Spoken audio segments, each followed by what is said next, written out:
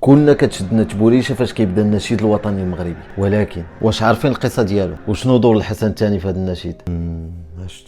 في يامات الحماية الفرنسية خرج النشيد الوطني وتسمى بالنشيد الشريف كخطوة باش نتخلصوا من الحماية، ولكن في الاول ما كانش فيه الكلمات. شدينا الاستقلال في 1956. في 1969 الحسن الثاني يطلب من الشاعر علي صقلي يزيد كلمات النشيد الوطني وعطاه جوج شروط. الشرط الاول ما يقيش في اللحن، والشرط الثاني بغى النشيد الوطني يكون خارج من اعماق المغاربه، زعما بحال المغاربه اللي كتبوه. وعلي صقلي يرد على الحسن الثاني: غير الناس على جنب الراحه جاتك. وداكشي اللي كان غير يكمل الكتابه ديال النشيد الوطني يديه سخون الحسن الثاني للقصر. ملكنا يسمعوا مره وجوج وثلاثه وربعه، ونفس التبوريشه كتشدو والدموع كينزلوا. قال له: الله يعطيك الصحه. من ديك النهار تعتمد النشيد الوطني المغربي باللحن والكلمات، واول مره يتسمع في محفل دولي كان في كاس العالم المكسيك 1970. ومن ديك السنه كل مره كيتسمع النشيد الوطني